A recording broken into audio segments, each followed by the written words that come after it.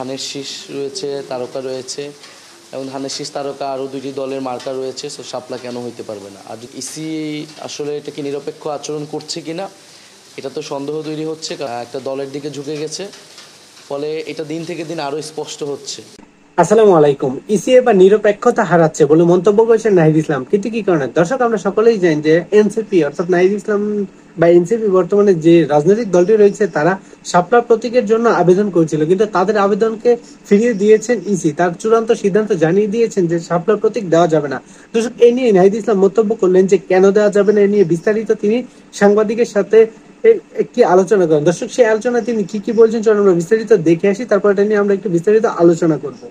আমরা যখন শাপলা ফুল আবেদন করি তখনই কিন্তু এই প্রশ্নগুলো ছিল এবং আমরা কিন্তু সেই ব্যাখ্যাগুলোও দিয়েছি এবং এটার আইনি ভিত্তিটা জেনে শুনেই আমরা এটা আবেদন করেছি। ফলে ইসি আসলে কোন প্রেক্ষিতে বা কোন ব্যাখ্যাতে এটা বললেন এটা আমাদের কাছে পরিষ্কার না এখনো। কারণ জাতীয় প্রতীকের যে বিষয়টা সেটা আমরা সিএসির সাথে কথা বলেছি যে জাতীয় প্রতীক কেবল শাপলা না, সেটা একটা প্যাকেজ। ধানের শীষ রয়েছে, তারকা রয়েছে এবং ধানের শীষ তারকা আরও দুটি দলের মার্কা রয়েছে। সো শাপলা কেন হইতে পারবে না? আর যদি জাতীয় ফল বা ফুলের ক্ষেত্রে আসা হয়, জাতীয় ফলও একটা দলের প্রতীক রয়েছে, তাহলে জাতীয় ফুল হিসেবে কেন থাকবে না? ফলে ইসি যে ব্যাখ্যাটি দিয়েছে সেই ব্যাখ্যাটা গ্রহণযোগ্য না। এবং এই ইসি আসলে এটা কি নিরপেক্ষ আচরণ করছে কিনা এটা তো সন্দেহ তৈরি হচ্ছে। কারণ আমরা প্রথম থেকে বলে আসছি যে যে ইলেকশন কমিশন নিরপেক্ষ আচরণ করছে না, একটা দলের দিকে ঝুঁকে গেছে। ফলে এটা দিন থেকে দিন আরও স্পষ্ট হচ্ছে এবং যদি এরকম হয় তাহলে এই ইসি গ্রহণযোগ্যতা হারাবে এটা সুষ্ঠু নির্বাচন দেওয়ার ক্ষেত্রে। কারণ একটা রাজনৈতিক দলের নিবন্ধনের ক্ষেত্রে তারা বাধা তৈরি করতেছে। যখন আমরা তৃণমূলে কাজ করতেছি এবং সারা দেশে একটা গণজোয়ার এনসিপির পক্ষে তৈরি হচ্ছে, ঠিক সেই সময়টায় ইসি কোনো ধরনের ব্যাখ্যা ছাড়াই একটা সিদ্ধান্ত দিয়ে দিচ্ছে যে শাপলা মার্কাটা নেওয়া যাবে না। সো আমরা ইসির কাছ থেকে আরও পরিষ্কার ব্যাখ্যা পেলে তারপরে হয়তো এই বিষয়ে আমরা কথা বলবো আর কি। এটা তো বললাম যে ইসি তো প্রথম থেকে এই ইসির গঠন প্রক্রিয়া নিয়ে প্রশ্ন রয়েছে। ইসি একটা রাজনৈতিক দলের দিকেই বেশি ঝুঁকে গেছে, নিরপেক্ষতা হারাচ্ছে, এই কথাগুলো আমরা এর আগেও বলে আসছিলাম। তো এটা দিন থেকে দিন আরও স্পষ্ট হচ্ছে, কারণ একটা নতুন রাজনৈতিক দল যার প্রতি অনেক জনসমর্থন, গণঅভ্যুত্থানের নেতৃত্বে তৈরি, তার নিবন্ধন প্রক্রিয়ায় মার্কা পেতে সে প্রতি পদে পদে যদি বাধা তৈরি করা হয়, তাহলে তো এটা খুবই স্পষ্ট হচ্ছে জনগণের কাছে যে ইসি কার পক্ষে কাজ করছে। এই ইসি দ্বারা একটা নিরপেক্ষ সুষ্ঠু নির্বাচন সম্ভব কিনা এই প্রশ্নও মানুষের মধ্যে কিন্তু তৈরি হচ্ছে। আচ্ছা, জাতীয় নির্বাচনের সম্পূর্ণ প্রস্তুতি ডিসেম্বরের মধ্যে সম্পন্ন করার নির্দেশ দিয়েছে প্রধান উপদেষ্টা। এরকমটাই আজকে সন্ধ্যার সময় প্রেস সচিব আমাদের ব্রিফ করে জানিয়েছে। তো এটা নিয়ে আপনি কি বলছেন? কতটুকু প্রস্তুত এনসিপি? এনসিপি নির্বাচনে অংশগ্রহণ করবে বলেই রাজনৈতিক দল হিসেবে আত্মপ্রকাশ করেছে। কিন্তু আমরা বরাবরের মতো বলছি, আমরা আপনাদের পদযাত্রাতেও বলছি যে বিচার সংস্কার এবং নতুন সংবিধানের জন্য গণপরিষদ নির্বাচন আমরা চাই।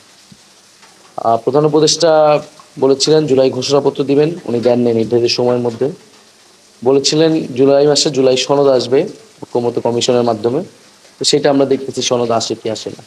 ফলে আমি মনে করি এই জুলাই ঘোষণাপত্র, সনদ এবং বিচারের রোডম্যাপ, এক্ষেত্রে সরকারের আরও বেশি উদ্যোগী হওয়া উচিত।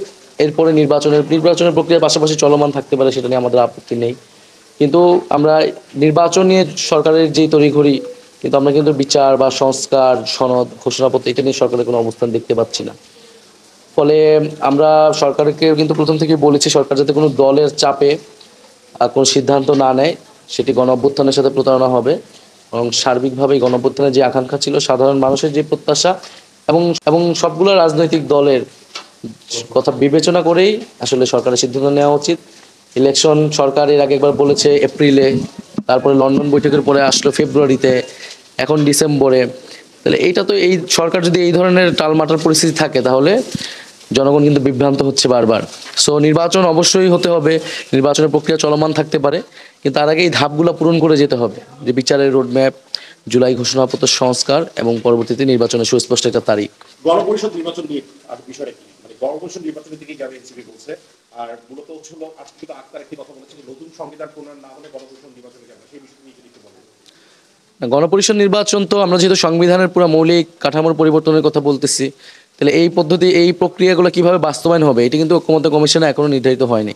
তারা 6টা পদ্ধতির কথা প্রস্তাবনায় ছিল, সেখান থেকে আমরা একটা পদ্ধতির কথা প্রচারণা বলতেছি দাবি আকারে। যে গণপরিষদ এবং আইনসভা একই সাথে নির্বাচন হতে হবে, না হলে এই সংবিধান সংস্কারের কোনো মূল্য থাকবে না। আসলে পরবর্তীতে যে কোনো সরকার বা আদালতে এটি চ্যালেঞ্জ হবে, এটি পরিবর্তিত হয়ে যাবে। ফলে একটা টেকসই সংস্কারের জন্য আম, উম, আপনার আমাদের নতুন সংবিধান এবং গণপরিষদ নির্বাচন লাগবে।